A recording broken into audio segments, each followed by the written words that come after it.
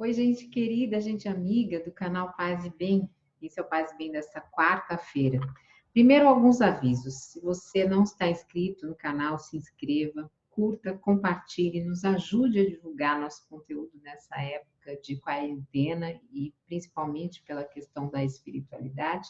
E tem coisa muito legal rolando aqui no canal. O curso com o Rabino Alexandre Leone sobre judaísmo e humanismo continua, quinta-feira, 17 horas. Toda sexta-feira, 17 horas, nós temos o programa Mulheres e Mitos com a Fernanda Carlos Borges.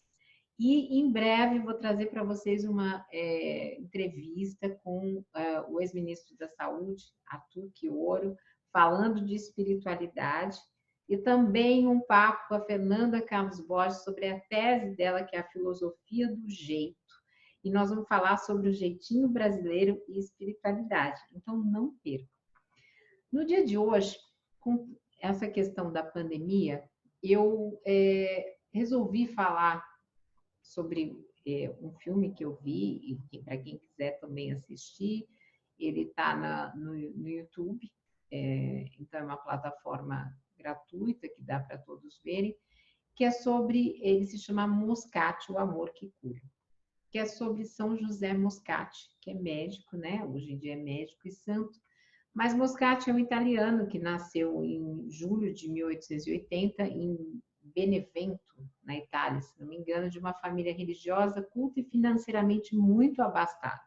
Né? Seu pai era jurista, sua mãe era uma dona de casa, mas enfim, ele se mudou para Nápoles, começou a estudar, fez o fundamental e o médio, depois ele foi ingressar aos 17 anos na faculdade de medicina local e logo se diplomou como médico.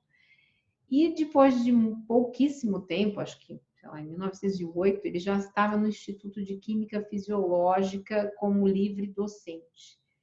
E tornou-se, então, os diretores dos hospitais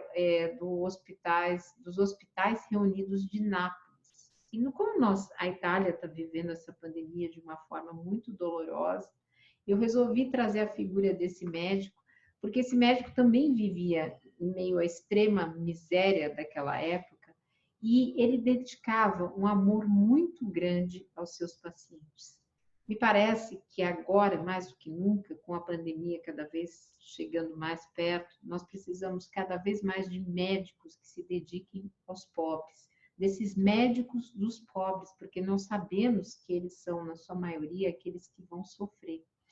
E o doutor Moscati, ele era muito religioso, tanto é que contam que no dia que ele morreu, 12 de abril, ele primeiro participou, de 1927, ele primeiro participou de uma missa, e depois foi atender, porque ele atendia na sua casa os pobres, os que não tinham condições, às 15 horas se sentiu mal, foi até o quarto e acabou desencarnando, ou morrendo, nós espíritas dizemos desencarnando.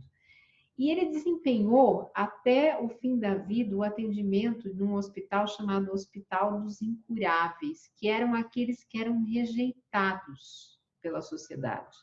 Como hoje nós temos as grandes comunidades, as pessoas em desigualdade, aqueles que estão em situação de rua e que continuam sendo olhados por uma parte da população, uma parte dos governantes, como vidas que podemos dispor. Não podemos, não podemos. Então, ele tinha um olhar que os pacientes precisavam de uma caridade do corpo e da alma. Então, ele dizia assim, ele escrevia assim, recorda-te de que te deves ocupar não apenas com o corpo, mas também com as almas. E dizia, felizes nós, médicos, muitas vezes incapazes de debelar uma doença. Felizes nós se nos lembrarmos de que, além dos corpos, temos diante de nós almas imortais, em relação às quais urge o preceito evangélico de amá-las como a nós mesmos. Os doentes são imagem de Jesus Cristo e aos atribulados são os diletos e preferidos de Deus. Então, tudo isso tem muita profundidade no dia de hoje. E quando eu vi aquela imagem do Papa Francisco, sozinho, rezando ali pela humanidade, ali eu vi um médico de almas, uma pessoa que, apesar da sua idade, do seu grupo de risco, não deixa de lado essa função de tentar curar a humanidade. E por conta dessa cura da humanidade, vocês estão ouvindo, desculpa, vocês estão ouvindo o fiel andar. E por conta disso, eu fui buscar um livro que eu já comentei algumas vezes com vocês, que se chama A Arte de Cuidar, da editora Comênios, onde eu peguei um artigo que se chama Importância da Espiritualidade para os Profissionais de Saúde. É de Ana Cristina de Sá, enfermeira, psicóloga, pedagoga, mestre e doutor em enfermagem pela USP e professor doutor do Centro Universitário São Camilo e Universidade Paulista. E por que eu peguei esse texto? Porque em determinado momento ela vai falar sobre a espiritualidade como ajudando no processo de cura. E nós, na quarentena, precisamos desse equilíbrio, de nos mantermos saudáveis. E esse equilíbrio pode vir com algumas práticas, algumas do diálogo externo, com amigos, com aqueles que a gente pode falar por vídeo, dividindo angústias, ansiedades, medos, carinho, amor, preocupação. Do diálogo interno, que é aquele da nossa autorreflexão, quando nós pensamos em nós mesmos, nas possibilidades, mas sem nos angustiarmos pelo amanhã, porque o amanhã é incontrolável. Nós não sabemos o que vai acontecer com essa pandemia mundial, sabemos que seremos uma nova humanidade, mas como isso vai se dar, não temos ainda condições. E é importante frisar isso, principalmente eu como espírita, porque eu tenho recebido muitas mensagens querendo prever o futuro, dizendo o motivo que isso está acontecendo. Gente, nós não temos essa condição de informar por que está acontecendo, se é transformação da humanidade, se não é, enfim, não temos. Mas voltemos aqui ao texto.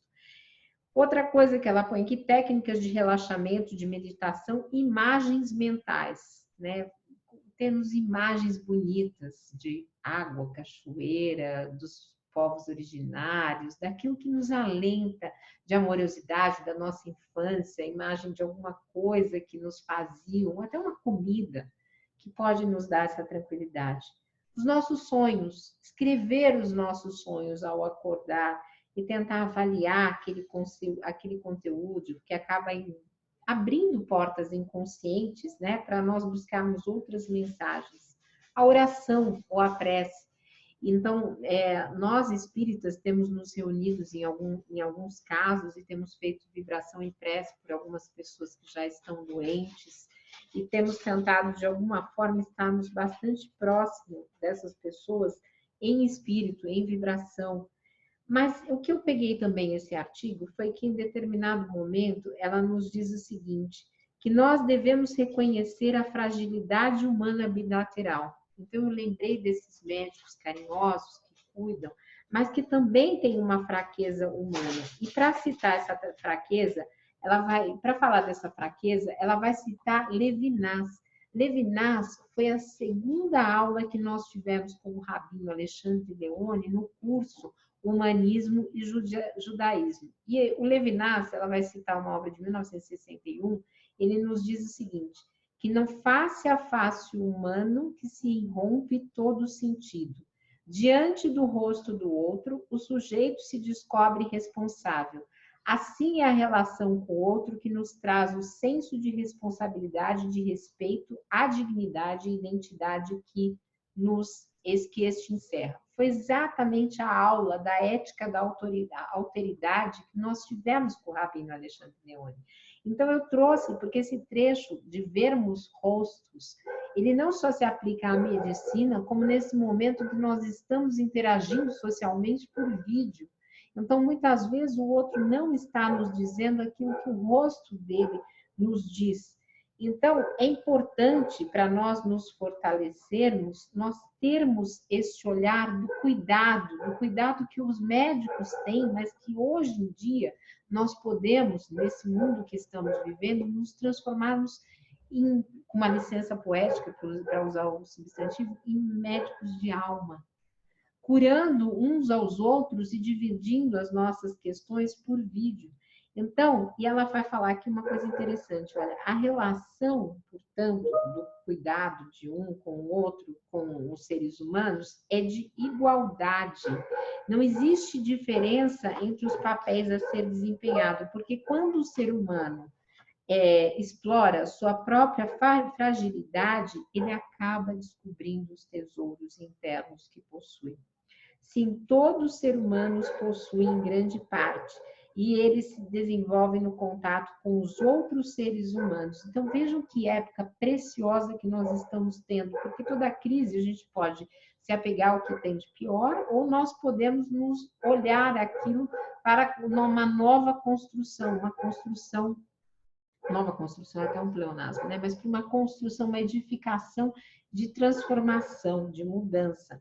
Então, uma das coisas que nós podemos descobrir é que a cada cuidado prestado por vídeo, para parentes, amigos, familiares, desconhecidos, porque não, eu estou me dispondo, inclusive, a conversar com pessoas que estejam solitárias e que precisam, me mandem um e-mail, Carla Pavão, pazebem@gmail.com, mas cada pessoa que nós cuidamos, nós vamos percebendo que são como bancos das universidades, são sábios, que nós podemos cuidar desse desgaste físico e emocional quando não podemos fazer nada mais fisicamente. E tem muitas coisas que nos trazem alegria, que ela nos lembra aqui, como sentir o gosto de uma comida, comendo devagar, depois que nós tivemos um processo de doença. Eu vi alguns depoimentos de vítimas da Covid, que disseram que depois que puderam voltar a ter o paladar e o olfato, foi uma coisa maravilhosa. O prazer de ouvir uma pessoa, de ver, acho que quando nós saímos desse isolamento, o prazer de abraçarmos uns aos outros, de nos vermos, de darmos as mãos, vai ser algo que vai ser muito precioso. E cuidarmos de nós mesmos em relação aos sentimentos. Lembrando que fragilidade, e acho que a maior parte de nós estamos nos sentindo muito frágeis, fragilidade não é fraqueza. Fragilidade é uma força que nos torna mais consciente daquilo que nós precisamos melhorar em nós mesmos e daquilo que nós precisamos ou podemos evitar de fazer ao outro, porque nós sabemos as consequências que aquilo nos traz e que pode ser de dor, de sofrimento, de angústia.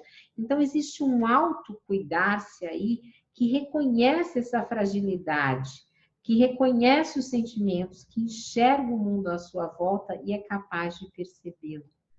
E para falar, já que eu estou falando de médicos, tem um médico espírita que é conhecido como médico dos pobres. E eu falo pouco do Dr. Bezerra de Menezes, tenho respeito pelo espírito dele, mas porque em determinado momento ele foi presidente da FEB, ele foi uma pessoa mais conservadora politicamente, inclusive, e ele foi meio que rustanguista, que nós espíritas progressistas e kardecistas não acreditamos nas teses rustanguistas. Mas o que nós estamos falando aqui é de ser um médico dos pobres. E ele também chegou em determinado momento a ter uma condição muito diferenciada, e ele é conhecido como médico dos pobres, porque a partir do momento que ele sai do catolicismo e se descobre espírita, ele escreve uma carta para o seu irmão, justificando a escolha dele, que na época foi um escândalo, e dizendo por que ele tinha ido para o espiritismo. Mas mais importante que isso, ele conseguiu trabalhar pela campanha abolicionista, falei certo agora, da época, e ele morreu absolutamente na pobreza, cuidando daqueles doentes mais necessitados e pobres. Então eu tem um livro dele raro, que se chama Estudos Filosóficos. É muito difícil encontrar esse livro, eu encontrei no sebo. E tem aqui que ele fala uma parte que ele fala do socialismo cristão, que talvez seja uma realidade que ainda venha com toda essa pandemia que nós estamos passando. E ele fala o seguinte,